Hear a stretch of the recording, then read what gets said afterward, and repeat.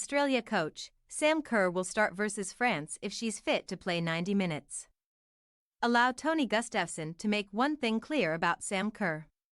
If Sam is fit to play 90 minutes, she's starting, the Australia head coach said the day before his squad faces France in a massive World Cup quarter-final at Brisbane Stadium.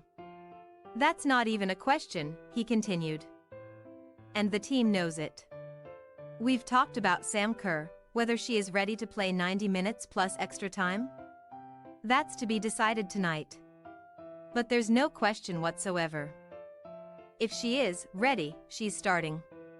While some managers prefer to keep that kind of information close to the vest, Gustafsson has nothing to hide.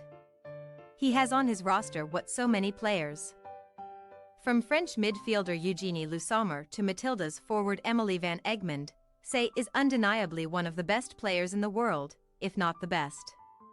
Of course Kerr, the 29-year-old captain, has only played 10 minutes in this tournament so far after sustaining a calf injury just before Australia's opening match against Ireland on July 20th.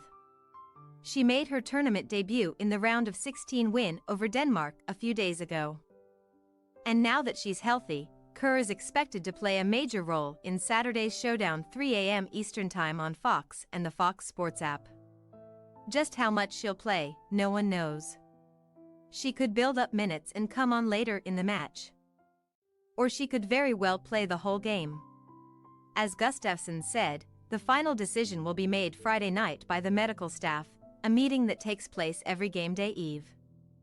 Kerr could potentially be asked to play more than 90 minutes, though. This is an elimination game, so if things are tied at the end of regulation, she could be needed to go 120 minutes and a penalty shootout. Kerr is considered the most dangerous striker in the world. But even a player with that kind of skill, talent and power is still human, and the reality is, she hasn't played a full 90-minute game in weeks. How will Australia's staff truly be able to get the certainty necessary of her fitness to clear her for takeoff? Plus, trainers have been holding her back a bit.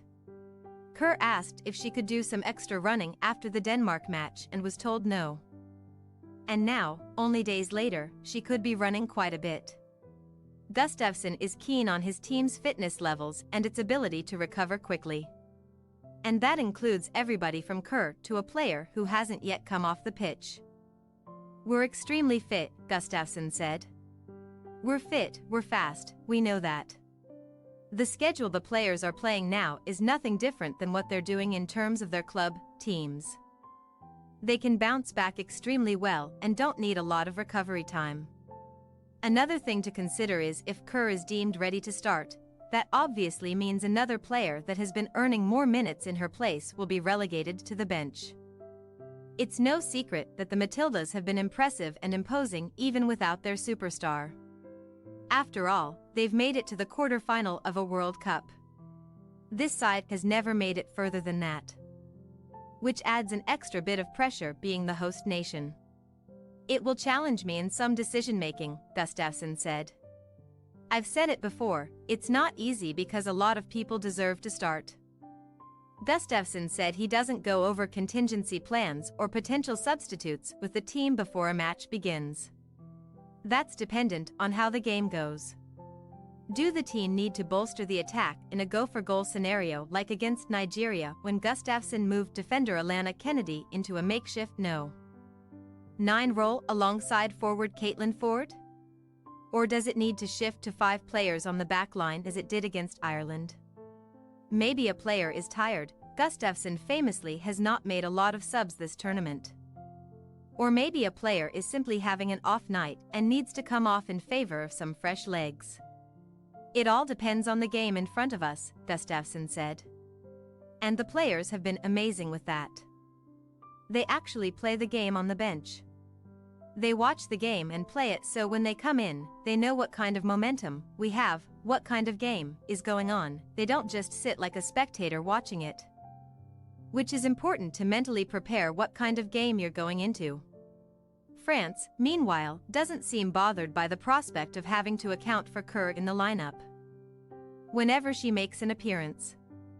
After all, coach Hervé Renard has taken down global sensations before. just last fall, when he was coaching Saudi Arabia in the Men's World Cup in Qatar.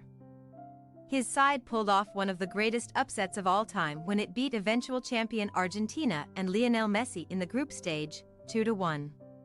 Whether Kerr is on the pitch, Renard said Les Blues' tactics won't change.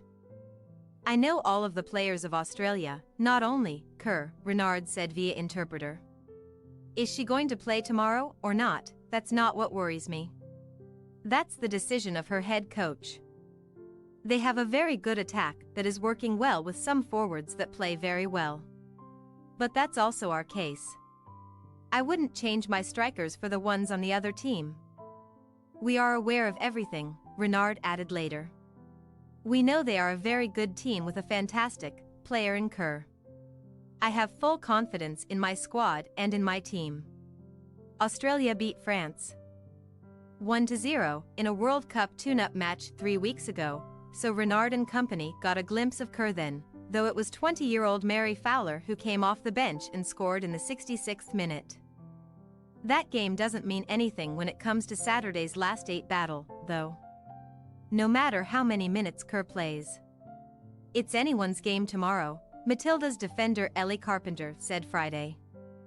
When it comes to knockout football in the World Cup, I think it comes down to who wants it the most and who's passionate and who really wants to give it their all. It's who's got that fire.